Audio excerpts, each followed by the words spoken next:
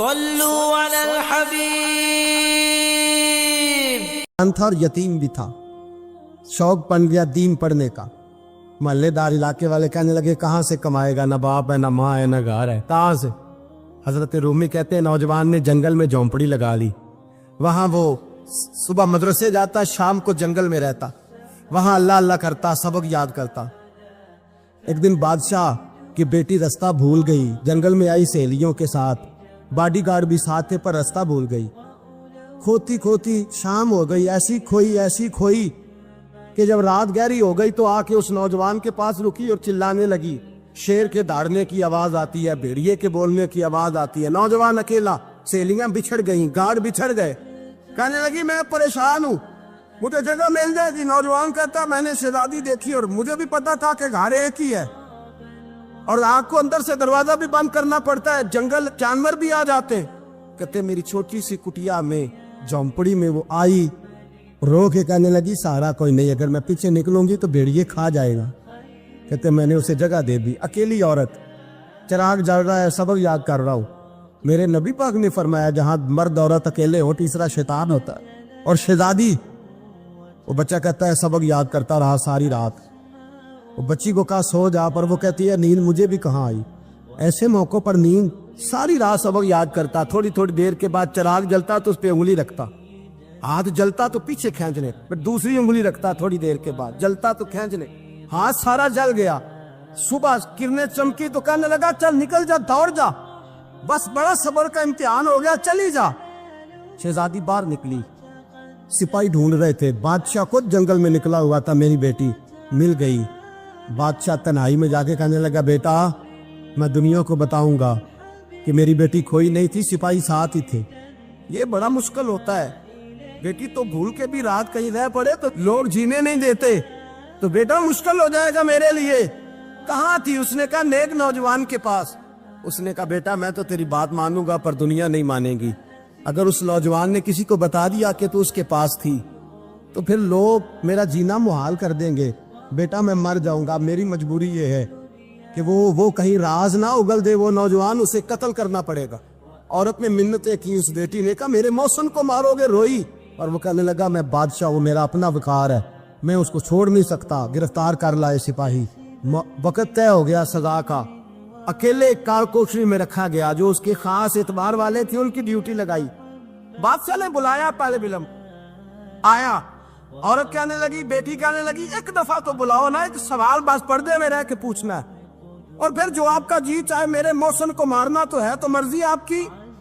سامنے کھڑا کیا نوجوان، پردے کے پیچھے عورت کھڑی ہو گئی. بادشاہ بیچ بیٹھ گیا. بی بی کہنے لگی ساری رات بیدار بے بھی رہی، سویا تو بھی نہیں. وہ جو تو چراغ کے قریب ہاتھ لگا کے جلاتا تھا وہ سمجھ نہیں آئی. نوجوان رو پڑا، کہنے لگا کیا کروں، میں نے رسول اللہ کا دین پڑھا ہے، کیا کروں، میں نے حضور کا دین پڑھا ہے. میں نے پڑھا ہے کہ زانی کو سب سے نیچے دوزخ کے سب سے نچلے درجے میں جلایا جائے، اسے جہنمیوں کا پیپ اور ریشہ پلایا جائے، کند کھلایا جائے. یہ روایتیں پڑھی ہوئی تھیں. تھوڑی دیر کے بعد شیطان مجھے کہتا تھا بدکاری کر لے. میں اپنا ہاتھ اسی وقت جب شیطان مشورہ دیتا تو میں آگ پہ کرتا، میں کہتا اگر یہ برداشت ہو گئی تو وہ بھی ہو جائے. جب ہاتھ جلتا تو میں سمجھ جاتا نہیں تجھ سے تو یہ نہیں برداشت ہوتی تو وہ کیسے ہوگی. پھر مجھے شیطان مشورہ دیتا کوئی دیکھ نہیں رہا تو بلانے نہیں گیا، خود آئی، میں دوسری انگلی لگا دیتا. میں نے ہاتھ جلایا اور میں سمجھ گیا جب چھوٹے سے چراغ کی اتنی سی شمع کی آگ نہیں برداشت ہوتی تو دوزخ کیسے برداشت ہوگی. کہتا میں باز آیا. بادشاہ نے یہ کہانی سنی، لفظ سنے تو چیخ مار کے رویا.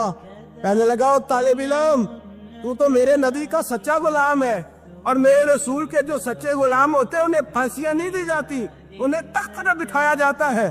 اب تجھے سزا نہیں ہوگی بلکہ میں اپنی بیٹی کا نکاح تیرے ساتھ کروں گا اور میرے بعد اس سلطنت کا بادشاہ بھی تو ہی بنے گا. اب وہ نوجوان وہاں نعرے لگا رہا ہے، کہتا لوگو تم مجھے کہتے تھے دین سے کیا ملتا ہے، دین سے تو اللہ تخت و تاج بھی عطا فرما دیتا ہے. اگر نوجوان شرم و حیا والے بن کے رہے اللہ ساری عزتیں دے دے گا. دیکھیں نا اللہ کے فضل سے عزت ملتی ہے، اور جب کوئی عزت داروں جیسا کام ہی نہ کرے. ایک بات اور عرض کرنی ہے پر وقت تھوڑا رہ گیا. جوانوں میں نا جب کبھی پریشان ہوتا ہوں نا تو میں یہ والی بات کھول کے پڑھتا ہوں والا، یہ بات ڈھارس بندھاتی ہے، ڈھارس توانائی دیتی ہے، پورا مضمون باندھا ہے۔ اعلیٰ حضرت کہتے ہیں بیروپیہ تھا مداری، روپ بدل بدل کے دکھایا کرتا تھا، بادشاہوں سے انعام لیتا تھا۔ ایک دن اورنگزیب عالمگیر کے پاس آ گیا، کہنے لگا میں روپ بدلوں گا، اگر آپ پہچان نہ سکے تو میں انعام لوں گا۔ آپ نے فرمایا میں کوئی ایسے ویسا بادشاہ نہیں، کہا مجھے دھوکہ دینا مشکل ہے، کہا نہیں میں روپ بدلوں گا۔ حضرت اورنگزیب عالمگیر بڑے نیک بادشاہ گزرے، بڑے پرہیزگار، وہ بیروپیہ کہنے لگا میں روپ بدلوں گا، آپ نہیں پہچان سکیں گے۔ فرمایا چل جتنا تیرے اندر زور ہے لگا لے۔ حضرت نے اعلان کیا کہ میں نے فوجی بھرتی کر دے، 2 ماہ کے بعد ٹیسٹ ہوگا۔ وہ 2 مہینے دوڑتا رہا، رنگ روپ بناتا رہا، آیا ٹیسٹ دینے، 2-3 سپاہیوں کا امتحان لیا، اس کی باری آئی تو 10 روپے دیے، کہنے لگے تیرے آنے جانے کا کرایہ میں نے تجھے پہچان لیا ہے۔ کچھ دنوں کے بعد جانے لگے سفر پر تو بھکاری آ گئے خیرات مانگنے، اس نے بھی سارے منہ پر سیاہی مال لی، کپڑے پھاڑ لیے، سر کے بال مڈا لیے، پگے تک کٹا لی، بدرنگ ہو کے آیا، کاسا آگے کیا تو حضرت نے 10 روپے ڈالے، کہنے لگے تیرے آنے جانے کا کرایہ میں نے پہچان لیا ہے۔ کچھ دن گزرے تو ٹیچر کی ضرورت تھی، اس نے مونچھیں بڑی کر لی، داڑھی نکلی لگا لی، سر پہ جنا کیپ پہن لی، ایک شیروانی لے لی اور ہاتھ میں چھڑی پکڑ کے آیا، کہنے لگا میں استاد ہوں، 2-4 بندوں کا امتحان لیا، اس کی باری آئی تو 5 روپے دیے، 10 روپے دیے، کہا تیرا کرایہ میں نے پہچان لیا۔ 2 سال گزر گئے، وہ جب بھی آتا حضرت پہچان لیتے۔ ایک دن سفر پہ جا رہے تھے، بہت بڑا لشکر تھا، جہاد کرنے جا رہے تھے اورنگزیب عالمگیر، تو دیکھا ایک پہاڑی ہے، پہاڑی پہ لوگ جا بھی رہے ہیں آ بھی رہے۔ اورنگزیب عالمگیر پوچھنے لگے یہاں کیا ہے؟ کہنے لگے بابا جی بیٹھے ہیں دعا کرتے ہیں، اللہ کے نیک بندے ہیں۔ اورنگزیب کہنے لگے یار پرانے لوگ سارے ہی اللہ والوں کو مانتے، یہ بھی مصیبت آئی ہے جتنی نہیں آئی ہے، سارے لوگ ہی مانتے۔ کہنے لگے ذرا میں دعا نہ کراؤں، بچے کام جا رہا ہوں۔ اورنگزیب بادشاہ تھے، بادشاہ لوگ نازک مزاج ہوتے ہیں، گھوڑے سے اترے، بڑی مشکل سے پہاڑی پہ چڑھے، اوپر گئے تو لائن لگی ہے، بابا جی غار میں بیٹھے، کہنے لگے میں نے ملنا، میں اورنگزیب ہوں۔ انہوں نے کہا ہمارا بابا اس طرح کا پیر نہیں کہ امیر آئے تو رنگ اور ہو، غریب آئے تو اور ہو، یہاں اگر ملنا ہے تو لائن میں لگ جاؤ، سب ایک جیسے۔ اب لائن میں کھڑے ہو گئے، 50 آدمی آگے تھے، کہتے ہیں 51واں نمبر تھا، تھک گیا دھوپ میں کھڑا کھڑا۔ جب میں پہنچا غار کے دہانے تو میں نے بابا جی کے چہرے پہ نظر ڈالی تو بڑا نورانی چہرہ، بڑی خوبصورت لب و لہجہ۔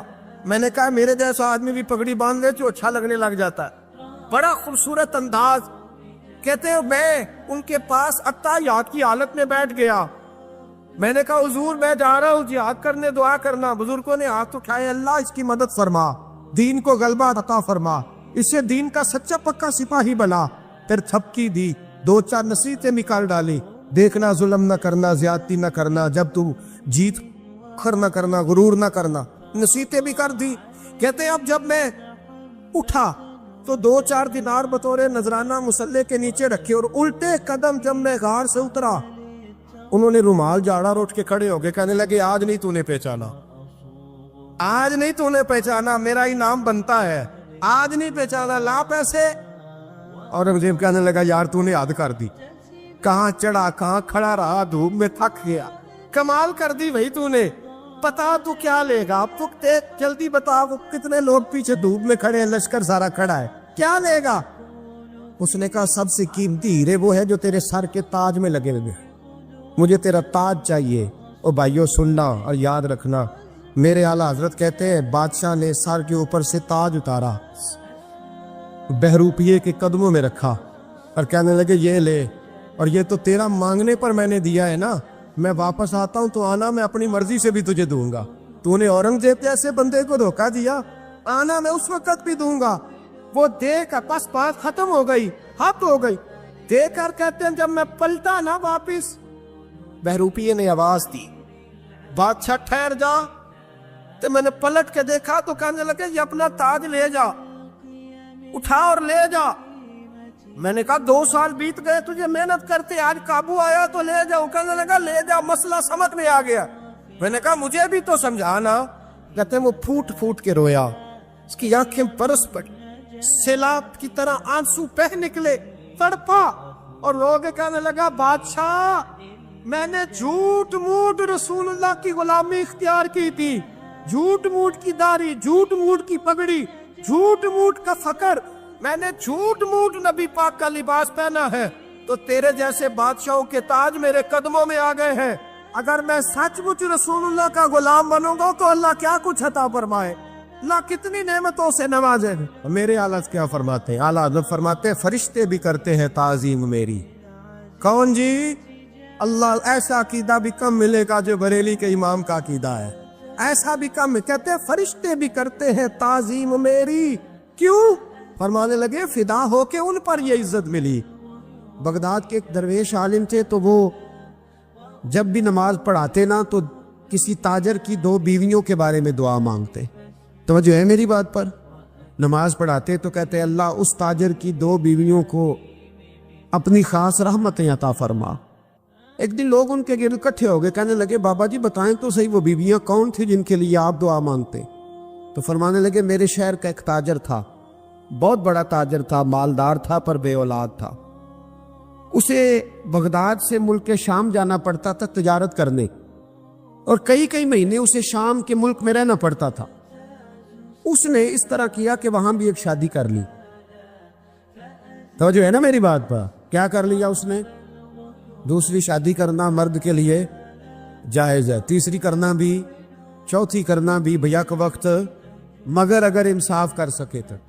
अगर चारों में हम ना आधा मसला सुनते हैं और आधा ही बयान करते हैं, अगर इंसाफ ना कर सके फिर उसके लिए 4 जायज़, फिर वो एक ही रखेगा। तो अजीज दोस्त, दूसरा निकाह कर लिया, शादी हो गई। अब वो वहां कुछ ज्यादा वक्त गुजारने लगा, मालदार आदमी था, बीवी को मकान भी लेके दे दिया। अब वो जरा देर से आता वापिस, और जब आता भी तो उसके वो वाले अंदाज ना होते जो पहले हुआ करते थे। अब बीवी से बड़ा जासूस भी कोई नहीं होता, उसको तो पहले पता चल जाता है कि माजरा क्या है, उसे बड़ी खबर होती है। तो उसने महसूस कर लिया कि बदले बदले से मेरी सरकार नजर आते। वो कहने लगी अब के जब आता जाता है तो इसके हालात कुछ बदले बदले से हैं, माहौल कुछ और है। उसने एक बूढ़ा आदमी जो उसका अजीज भी था और समझदार भी था उसको तैयार किया। कहने लगी अब के जब मुल्क के शाम जाए ना तो इसका पीछा करना और खबर करना कि कहाँ रहता है, कहाँ जाता है, क्या करता है। वो बूढ़े बुजुर्ग जो थे वो खातून के कहने पर कुछ उसने किराया भी दिया। वो उस ताजर के पीछे गए और वापस आके खबर दी। कहने लगे कि ये तो 2-3 साल बीत गए, इसने वहां भी शादी की हुई है, तुझे बताया ही नहीं। बीबी बड़ी समझदार थी, हौसला मंद, जीरत, उसने शोर नहीं मचाया। उसने कहा कि मैं ना अब जब आएगा ना तो तरीके से बात करूंगी और पूछूंगी कि ऐसा क्यों किया। और ये भी उसने आके बताया कि अगर तेरे साथ निकाह के बाद उसे औलाद नहीं मिली तो औलाद वहां भी कोई नहीं, कि मुकम्मल तफसीलात। अब जब इस दफा खामंद आया तो आते ही वो बीमार हो गया, कमजोर होने लगा। अब खातून ने मुनासिब नहीं समझा कि आते ही धड़ाम से मैं उसके सर पर ये ठोड़ दूं कि तूने निकाह किया हुआ है और मुझे बताया नहीं। वो जरा तसल्ली में रही, कुछ वो बीमार था, हौसला रखा, खिदमत करती रही। कुछ दिन गुजरे तो वो ताजर इंतकाल कर गया, फौत हो गया। अब राज खोल न सका, इद्दत गुजारी, और जब सारा माल जमा किया ना तो अशरफियों की बोरियां भर गई। सारा माल उस बीबी का, 4 बोरियों में अशरफियां, 4। यहां तो पेट का दोज़ख है, माज़ अल्लाह, भरता ही नहीं। हाल मिन मजीद, हाल मिन मजीद। वो जो कहते थे ना कि बस बाहर चला जाऊं और बाहर मैं कुछ थोड़े से पैसे कमा के 2-3 साल में लौट आऊंगा, फिर यहाँ आके कोई कारोबार करूंगा, वो गए हैं तो वापिस नहीं आए। वो जो कहते थे ना बस मैंने इतना सा कारोबार करना है कि मकान बन जाए, उन्होंने 4 मकान भी बना लिए हैं, लेकिन ब्रेक हल में मजीद की दौड़ है। अब 4 बोरियां उस औरत ने छुपाए रखी। कोई बंदा नहीं जानता बगदाद में कि मुल्क के शाम में ताजर की दूसरी बीवी भी है। जब वो फारिग हुई तो उसने उस बूढ़े जासूस को फिर बुलाया और 2 बोरियां ऊंट पे रखी, खुद भी साथ बैठी और मुल्क के शाम गई। अल्लाह अकबर। वो बुजुर्ग कहते हैं मैं ऐसे नहीं दुआ करता। उसको जाके कहने लगी मैं अकेली वारिस नहीं हूं, आधे की वारिस तू भी है। मैं अकेली वारिस नहीं, ये तक़सीम विरासत है, आधी की वारिस तू भी है। तो रख अपने पैसे, मुझे पता है उसने निकाह किया था पर मुझे बताया नहीं था, तो रख अपने पैसे, मैं तुझे दे रही हूं, आधे तेरे हैं आधे मेरे हैं। اس نے نظر اٹھائی تو رو پڑی. کہنے لگی نہیں اب یہ سارے تیرے ہی ہیں. اگر تو اللہ سے ڈرتی ہے تو میں بھی رب سے ڈرتی ہوں. اگر تو مصطفیٰ کریم کا کلمہ پڑھتی ہے تو میں بھی اسی نبی کی ماننے والی ہوں. کہا بات کیا ہے, میرا کیوں ہے سارا؟ تو وہ خاتون کہنے لگی وہ 2 سال 3 سال سے میرے ساتھ نکاح تھا اور اس نے بتایا تھا مجھے کہ میری بیوی بھی ہے, اور میں غریب تھی تو میرے والدین کو بھی بتایا تھا کہ میری دوسری شادی ہے. یہ مکان اس نے مجھے لے کے دیا تھا, میرے تمام اخراجات وہ پورے کرتا تھا, نان و نفقہ کا خیال رکھتا تھا. لیکن اب کہ جب وہ آیا تو وہ بیمار تھا. اس نے مجھے بتایا کہ مجھے طبیب نے بتایا ہے کہ میں شدید بیمار ہوں, شاید بچ نہ سکوں. تو کہنے لگی وہ مجھے کئی لاکھ روپے بھی دے گیا اور جاتے دفعہ مجھے طلاق بھی دے گیا, فارغ کر گیا. کہنے لگا تو جہاں چاہے میرے بعد نکاح کر سکتی ہے. اور کہنے لگا میں چاہتا تھا پہلی بیوی کو بتا دوں, موقع نہیں بنا اور اس کا دل نہ ٹوٹے, بتا نہیں پایا. لہذا وہ مجھے ڈھیر سارے پیسے دے چکا ہے, سارا میرا حصہ مجھے پہلے سے دے چکا ہے. میری بہن اب یہ 4 بوریوں میں سے 2 میری نہیں بلکہ 4 کی 4 ہی تیری ہے, تو ہی اس کی حقدار ہے. تو بزرگ کہتے ہیں مجھے بتاؤ جن کے اندر اس قسم کے تقوی کی جھلک ہو ان کے لیے ہر نماز کے بعد دعا مانگنی چاہیے کہ نہیں مانگنی چاہیے؟ حضرت عمر کے زمانے میں نا ایک نوجوان تھا, نیک تھا, مسجد جایا کرتا تھا رات کو. تو مسجد جا رہا تھا تو رستے میں ایک عورت نے دعوت گناہ دی. ابن عساکر نے اس کو لکھا ہے. تو نوجوان تھا, خواہشات تھی, کچھ طبیعت مائل ہو گئی. ابھی ادھر جا ہی رہا تھا کہ کسی نے آیت پڑھ دی والی من خاف مقام ربی جنتان, جو رب کے سامنے کھڑے ہونے سے ڈرے گا اللہ 2 جنتیں دے گا. واقعی ڈر گیا, وہ واقعی ڈر گیا. اتنا ڈرا کہ بے ہوش ہو کے گر پڑا. بیماری سے لوگ بے ہوش ہوتے ہیں, پیسے ڈوب گئے بے ہوش ہوتے ہیں, بچے کے غم میں بے ہوش ہوتے ہیں.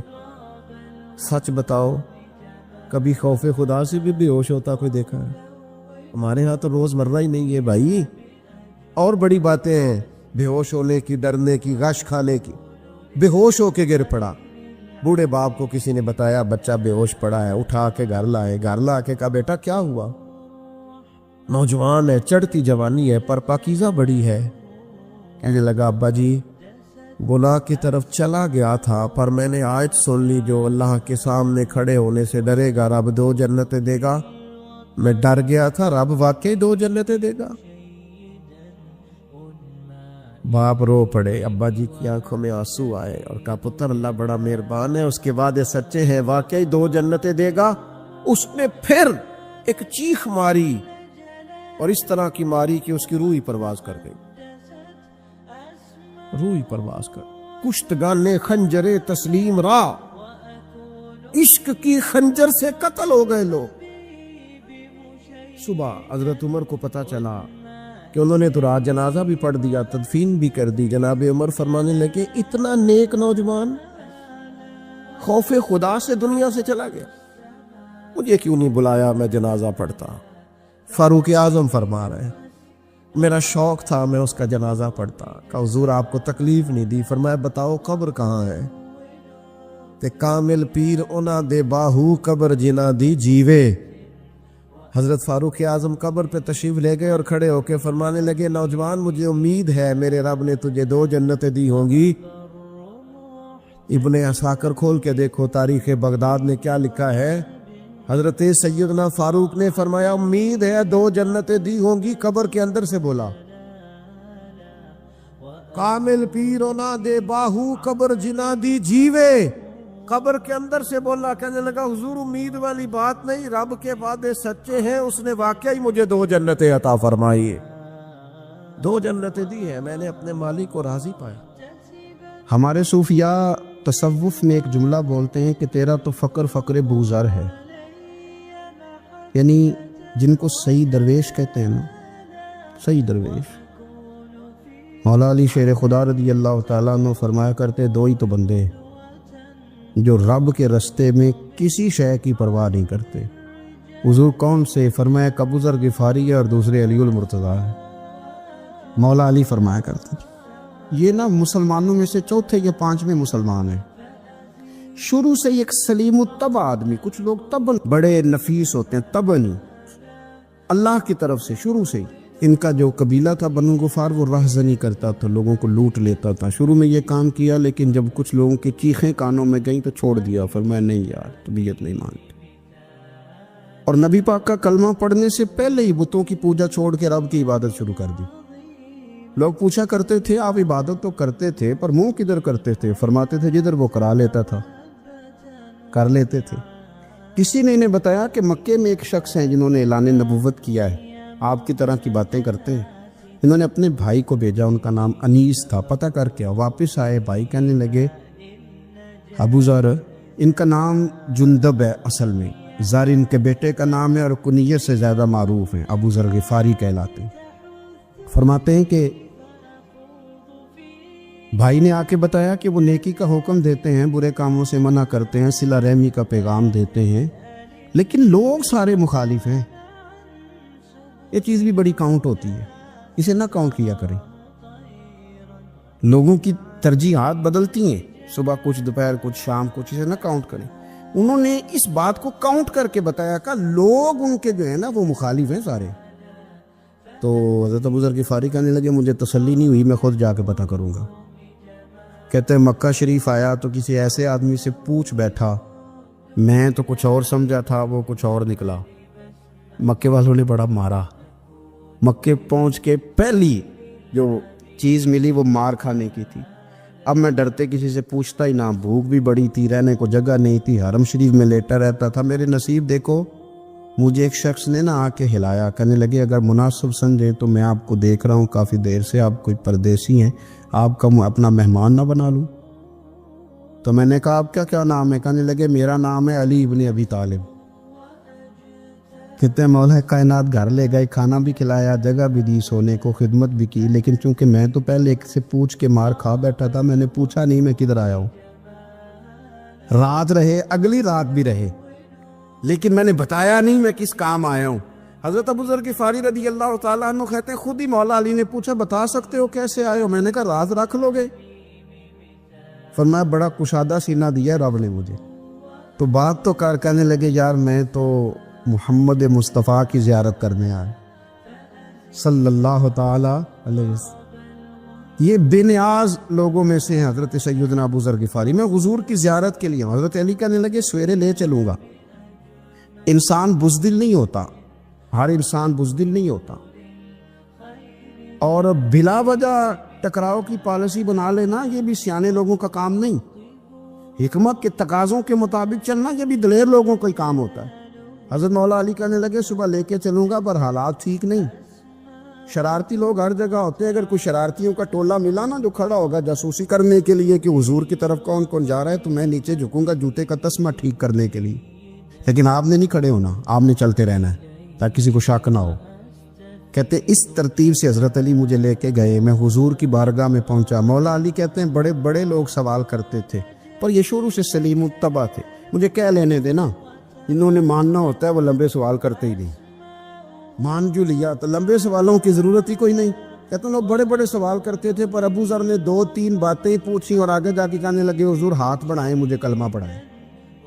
نبی پاک صلی اللہ علیہ وسلم نے کلمہ پڑھایا. فرمایا باہر جا کے نا ابھی ذکر کرنا کہ تم مسلمان ہو گیا, یہ ماریں گے. عرض کی حضور انہیں مارنے دے, میں آیا بھی مار کھا نہیں ہے, انہیں مارنے دے دا. پڑا فلک کو کبھی دل جلوں سے کام نہیں. دار دلوی نے کہا تھا پڑا فلک کو کبھی دل جلوں سے کام نہیں, اور جلا کے راکھ نہ کر دوں تو داغ نام نہیں. ماری تو کھانے آئے ہیں, مارنے دے, کرنے دے زور جتنا لگانا ہے لگانے دے. باہر جا کے اعلان کیا. مکے والوں نے مارا, اتنا مارا کہ بے ہوش ہو گئے. پھر کسی نے بتایا کہ تم نے گزرنا بھی ہے ان کے علاقے سے, بنو غفار سے, پھر ان کا پتہ بھی ہے یہ لوگ بڑے سخت ہیں. پھر چھوڑا. تپن بڑے جلالی تھے, زاہد مزاج تھے. فرماتے تھے کہ جو تمہاری ضرورت سے زیادہ ہے وہ سارا صدقہ کرو. کنز کے معاملے میں ان کا رویہ یہ تھا. صرف حضرت صدیق اکبر کو کچھ نہیں کہا انہوں نے, باقی حضرت عمر جیسے آدمی کو بھی کھڑا کر کے کہہ لیتے تھے یہ مال کیوں رکھا ہوا ہے خزانے میں, بانٹتے کیوں نہیں سارا. اور جناب عثمان غنی رضی اللہ تعالیٰ عنہ کے ساتھ تو باقاعدہ کئی دفعہ اس موضوع پر گفتگو کی. وہ کہتے تھے کہ جب اللہ کہتے ہیں قرآن میں کہ مال دولت جمع نہیں کرنی, تو وہ جو لوگ تھے وہ بھی بڑی شانوں والے تھے. وہ کہتے تھے کہ اللہ نے جب زکوٰۃ فرض کی تو مال جمع ہوتا ہے تو زکوٰۃ فرض ہوتی ہے نا. جب فطرانے کا کہا تو مال ہوتا ہے تو فطرانہ آتا ہے نا. تو آپ جو کہہ رہے ہیں وہ ٹھیک ہے، پر آپ اعلیٰ بات کر رہے ہیں تقوی کی، سارا بانٹو. تو حضرت ابو ذر غفاری کہتے تھے چلو ٹھیک ہے تمہاری بھی بات مان لیتا، پر یہ بتاؤ مدینے والے کا اپنا طریقہ کیا ہے؟ کہ بھئی حضور کا طریقہ تو وہی ہے جو آپ بتا رہے ہیں. تو فرمانے لگے پھر اس رستے نہ چلے جو رستہ مدینے والے رسول کا ہے. اور حضور سے، نبی پاک سے عشق کرتے بڑا کھل کے. یہ صحابہ صفہ میں سے تھے. کلمے پڑھنے کے بعد چونکہ طبیعت جلالی تھی تو حضور نے بھیج دیا، فرمایا واپس جاؤ اپنے قبیلے میں تبلیغ کرو. واپس گئے، بھائی کو مسلمان کیا، والدہ کو مسلمان کیا، قبیلہ سارا مسلمان کیا، وہیں رہے. ہجرت مدینہ کے بعد آئے تبوک کے موقع کے قریب، اور حضور نے صحابہ صفہ میں رکھ لیا. نوکری کرتے مدینے والے رسول کی، دلیر آدمی تھے، بڑا قبیلہ تھا، پر ڈیوٹی کرتے، ڈیوٹی خدمت کرتے. ایک بیٹا تھا زار اس کا نام تھا، اس کی ڈیوٹی لگائی تم نے میرے نبی پاک کے اونٹ چرانے. ڈاکو آئے تو صاحبزادہ اونٹوں کی، اونٹنیوں کی حفاظت کرتے شہید ہو گیا. اور یہ انوکھا بندہ ہے جس نے شرط لگائی تھی کہ میں نے کالی سیاہ رنگ کی عورت سے شادی کرنی. انوکھا بندہ ہے.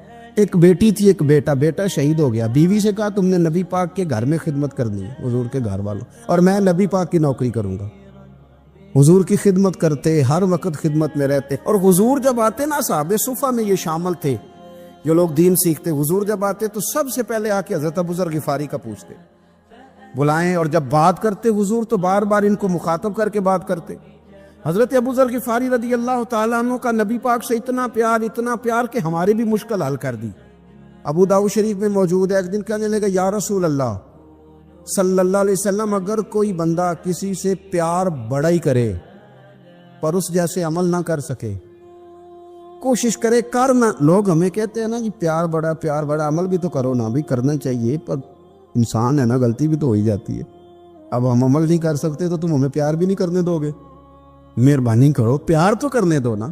حضرت ابو ذر غفاری نے کہا، ابو داؤد شریف میں موجود ہے، یا رسول اللہ صلی اللہ تعالیٰ علیہ وآلہ وسلم، حضور پیار بڑا کرے پر ان جیسے عمل نہ کرے تو حکم کیا ہے؟ تو حضور نے فرمایا پیار سچا کرے، اللہ قیامت کے دن جس سے محبت کرے گا نا اس کے ساتھ ہی دونوں کو اکٹھا فرما دے گا.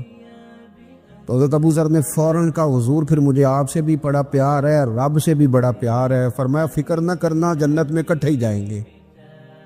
اتنی محبت رسول پاک کی ذات کے ساتھ. حضور کی نوکری کرنا. ایک دن خدمت کرتے کرتے سو گئے. حضور مسجد میں آئے پتہ کرنے کہ ابو ذر آرام کر رہا ہے. یہ بھی مزہ ہوتا ہے، خیال رکھنا اپنے درویشوں کا، کیا کھایا، کیا پیا، کہاں سوئے. حضور رات کو آئے، یہ سوئے ہوئے. فرماتے ہیں حضور نے میرا انگوٹھا ہلایا، میں اٹھ کے بیٹھ گیا، حضور بھی میرے پاس بیٹھ گئے. اور میں ابو ذر بڑا پیار کرتے ہو، سونے آپ کو پتہ ہی ہے. کہ یار تو بڑی نوکری کرتا ہے، ایک دن وہ بھی آئے گا جس دن تجھے میری مسجد اور میرے شہر سے جانا پڑے گا، پھر کیا کرو گے؟ تو عرض کی حضور کسی کی طاقت ہے مجھے آپ کے شہر سے نکالے؟ میں تلوار نکال لوں گا. نبی پاک نے فرمایا تلوار نہ نکالنا، یہاں تمہیں بھیجا جائے چپ کر کے چلے جانا. حضور کب تک؟ فرمایا جب تک اللہ تیری اور میری ملاقات نہیں کرا دیتا. یعنی وصال تک. یہ واحد شخص ہے کہ حضور کے وصال ظاہری کا وقت آ گیا تو فرمایا کوئی میرے ابو ذر کو بلاؤ. جب یہ آئے تو حضور لیٹے ہوئے تھے، یہ جھکے نبی پاک کی طرف، حضور میں حاضر ہو تو حضور نے پکڑ کے سینے کے ساتھ لگا لی. میرے رسول پاک صلی اللہ علیہ وسلم کی خدمت میں ایک دفعہ عرض کرنے لگے، حضور مجھے صوبے کا گورنر بنا دے. تو نبی پاک نے فرمایا ابو ذر میں عہدے پسند نہیں کرتا، تو تمہیں بھی میں کہتا ہوں عہدہ نہ لینا، تمہیں بھی کہتا ہوں عہدہ نہ لینا. فرمایا ابو ذر میں جو چیز اپنے لیے پسند کروں گا تمہیں بھی اسی کا مشورہ دوں گا. تم بندے اچھے ہو پر یہ کام تمہارے بس کا نہیں ہے. بڑے زاہد آدمی میرے رسول کریم صلی اللہ تعالیٰ علیہ وآلہ وسلم نے ان کے بارے میں فرمایا جس طرح نبیوں میں حضرت عیسیٰ علیہ السلام ہوئے. حضرت عیسیٰ دیکھیں نا، انبیاء میں اللہ تعالیٰ نے ہر قسم کی عظمت نبیوں کو دی. جناب سلیمان علیہ السلام کا تو تخت بھی ہوا میں اڑتا تھا، جن تک تابع دار تھے. اور نبیوں میں حضرت عیسیٰ بھی ہیں جن کے پاس گھر بھی کوئی نہیں، شادی بھی کوئی نہیں کی، اینٹ سرانے رکھ کے تکیہ بناتے. ایک ان کے پاس کنگھی تھی اور ایک پیالہ تھا. دیکھیں جو بندہ نیک ہو نا وہ بھی نیک ہیں, اللہ کے نبی ہیں. آپ اپنا تقوی مسلط نہیں کریں گے, جو وہ کر رہے ہیں وہ بھی مخلص ہو کے کر رہے ہیں. حکومتیں جو چلانی ہیں تو وہ کس نے چلانی ہے؟ اگر نیک بندے نہیں آئیں گے تو غلط لوگ آئیں گے, قوموں پہ ظلم کریں, وہ بھی اپنی جگہ ٹھیک ہے. لیکن یہ جو کر رہے ہیں یہ بات بھی اپنی جگہ بالکل ٹھیک ہے. ہم پتہ کیا کرتے ہیں, ہم چیزوں کو مسلط کرتے ہیں, ایک دوسرے پر مسلط نہیں کرے چیزوں کو. آپ جو کر سکتے ہیں, جو رستہ آپ کو صحیح لگتا ہے اختیار کر لیں. یہی تو ہمارے دین کا حسن ہے کہ سارے رستے واضح کر کے ہمیں دکھاتا ہے. حضرت عیسیٰ علیہ السلام نے ایک دن دیکھا کہ ایک بندہ نا انگلیوں کے ساتھ اپنے بال سیدھے کر رہا ہے, تو آپ نے فرمایا یار کنگھی کے بغیر بھی کام چل سکتا ہے. کنگھی بھی خیرات کر دی. دیکھا ایک بندہ ہاتھ کا تکیہ بنا کے لیٹا ہے, تو فرمایا اینٹ بھی دے دو کسی کے کام آ جائے. ایک دن دیکھا کہ ایک بندہ نا یوں چلو میں پانی پی رہا ہے, فرمایا پیالہ بھی رہنے دو, اس کے بغیر بھی کام چل ہی جاتا ہے. جناب عیسیٰ کا یہ زہد تھا. میرے نبی پاک علیہ السلام نے فرمایا جس نے جناب عیسیٰ کا زہد دیکھنا ہو وہ میرے ابو ذر غفاری کو دیکھے. ان کو دیکھے, یہ دنیا میں جناب عیسیٰ کے زہد کے مطابق چلتے پھرتے ہیں. ساری زندگی دولت کو, مال کو پسند نہیں کیا. جہاں رہتے تھے ایک گورنر صاحب نے 300 دینار تحفے میں بھیجے. تو ایک ہوتا ہے نا بندہ کہتا نہیں نہیں ضرورت نہیں. اور حضور سید عالم صلی اللہ علیہ وسلم نے حضرت عمر سے فرمایا تھا جو خود بخود آ جائے وہ قبول کر لو اللہ کی طرف سے. لیکن ان کا رنگ فقیری والا تھا اور تھوڑا انوکھا تھا. 300 دینار آئے تو فرمانے لگے اسے جا کے کہو تمہیں کوئی اور بندہ نہیں ملا دھوکہ دینے کے لیے, میرے گھر ہی مال بھیج دیا ہے. فرمانے لگے میرے پاس گدھا ہے سواری کرنے کے لیے, میرے پاس بکریاں ہیں دودھ پینے کے لیے, میرے پاس ایک چادر اضافی ہے سامان میں سے, میں تو ڈرتا ہوں کہ رب کہیں اس چادر کے بارے میں سوال نہ پوچھ لیں, اور تم ہو کہ میرے پاس یہ لے کے آئے ہو. حضرت عثمان غنی کے پاس جا کے کہا کرتے کتنا لوگوں کے پاس پیسہ آ گیا ہے, ہر بندے کے گھر میں مال ہے, یہ کیا ہو رہا ہے, لوگوں سے کہیں خرچ کریں غریبوں پہ. عثمان غنی فرمانے لگے تمہیں تو خوش ہونا چاہیے کہ میرے دور میں لوگ خوشحال ہو گئے. آپ فرمانے لگے نہیں, وہ والا رنگ زیادہ بہتر ہے جو مدینے والے نے اختیار فرمایا, کیونکہ کچا رنگ للاری والا چڑھدا تے لیندا رہندا عشق تیرے دا رنگ محمد, جدوں چڑھ جائے پھر نہیں لیندا. آپ کی طبیعت کے اندر دولت سے بیزاری. حضرت ابو درداء, حضرت ابو موسیٰ اشعری, حضرت ابو ہریرہ رضی اللہ تعالی عنہ, یہ سمجھ لیں ان کے کلاس فیلو تھے, ان کے ساتھ پڑھا تھا انہوں نے. حضرت ابو ذر غفاری ان پر بھی جلال کرتے. آپ یقین کریں کہ طبیعت نا ایسے کیف میں آ گئی ان کو پڑھ کے. ان کو پڑھا جب کچھ دنوں سے تو کچھ انوکھا, یہ انوکھی وجہ ہے, سارے زمانے سے نرالے ہیں. یہ بندے کون سی بستی کے یار اب رہنے والے ہیں, یہ کس طرح کے لوگ ہیں, کیا سوچ ہے. حضرت ابو درداء رضی اللہ تعالیٰ عنہ کے گھر کے قریب سے گزرے تو حضرت ابو درداء مکان بنا رہے تھے. کیا جملہ کہا, تڑپ گئی روح. فرمانے لگے ابو درداء تجھ سے مجھے یہ امید نہیں تھی یار. فرمایا کیا ہوا؟ فرمانے لگے اب تیرا مکان بنانے کے لیے بھی اللہ کے بندوں کی پشتوں پر اینٹیں رکھی جائیں گی. تیرا مکان بنانے کے لیے رب کے بندوں کی پشتوں پر اینٹیں تیرے لیے. حضرت ابو درداء نے گردن جھکا لی. فرمایا یار جہاں تو ہے نا تو بالکل ہی ٹھیک کہتا ہے. کیوں؟ میرے نبی پاک صلی اللہ علیہ وسلم نے فرمایا اس زمین کے اوپر اور آسمان کے نیچے ابو ذر غفاری سے سچا بندہ کوئی نہیں, ان سے زیادہ سچا کوئی نہیں. فرمایا تو ٹھیک کہتا ہے یار, صحیح کہتا ہے. حضرت ابو موسیٰ اشعری رضی اللہ تعالیٰ عنہ کو گورنر بنا دیا گیا عراق کا. اب حضرت ابو موسیٰ اشعری صحابہ میں ایک بڑے جلیل القدر صحابی ہے, اور ان کی عظمتیں, رفعتیں, بلندیاں کیا کہنا, بڑی گہری دوستی تھی. لیکن جب وہ گورنر بن گئے نا تو آپ نے فرمایا بس بھئی اب تو نے عہدہ لے لیا ہے, یہ بندے کو ٹھیک نہیں رہنے دیتی تھی, اب تو عہدے میں چلا گیا. بڑی مدت کے بعد ملاقات ہوئی حضرت ابو موسیٰ اشعری کے ساتھ.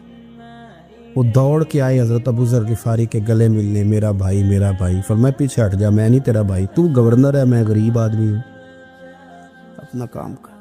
پھر دوڑ کے آئے. فرمایا ابو ذر تو میرا بھائی ہے یار, اکٹھے پڑھتے تھے حضور. فرمایا نہیں جا, تو نہیں میرا بھائی. پھر آئے. جانتے تھے نا یہ سچا بندہ ہے, یہ سچا بندہ ہے, یہ تقریروں والا نہیں, صرف وعظوں والا نہیں, اس کے اندر بھی بڑی سچائی ہے. قریب آئے, آ کے کہا یار تو میرا بھائی ہے, میرے سینے لاگ. فرمانے لگے تو تیسری بار آیا ہے, مومن ہے, میں منہ نہیں موڑ سکتا, پر پہلے مجھے بتا گورنر بننے کے بعد تو نے مکان کتنے بنائے, باغ کتنے لگائے, چکیاں کتنی لگائی, کتنے تو نے چیزیں بنائی ہیں, پہلے بتا. حضرت ابو موسیٰ اشعری نے ان کا ہاتھ پکڑا, رونے لگے, کہنے لگے جس محبوب سے تو نے تربیت لی ہے میں بھی انہی کا نوکر ہوں, جن کپڑوں میں عراق گیا تھا میرے آج بھی وہی ہیں یار. کیا بات کرتا ہے تو, میرے وہی ہیں. مجھے بتا اگر یہ عہدے خدمت کے ہم نہیں لیں گے تو پھر کیا ظالموں کو دیں گے, غیروں کو دیں گے؟ نہ کر, کچھ نہیں بنایا.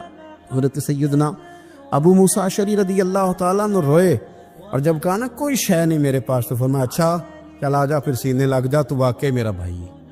پھر حضرت ابو ذر غفاری نے محبت فرمائی, وہ درویشی, وہ فقیری, وہ سادگی, وہ نورانیت, وہ دل کے ساتھ اندر. ہمارے تو بہت سارے لوگ ہیں جو کہتے ہو کہاں لے جانا ہے مال, کیا ضرورت ہے مال کی, ہر وقت مال کی مخالفت کرتے, لیکن دل ان کا کہتا ہے کہ آئے صحیح, کسی طریقے سے پہنچے صحیح. حضور نے فرمایا بعض لوگوں کی زبانیں شہد سے زیادہ میٹھی, دل بھیڑیے سے زیادہ خطرناک. اوپر سے کہہ کچھ رہے ہیں, اندر حالات کچھ اور ہیں.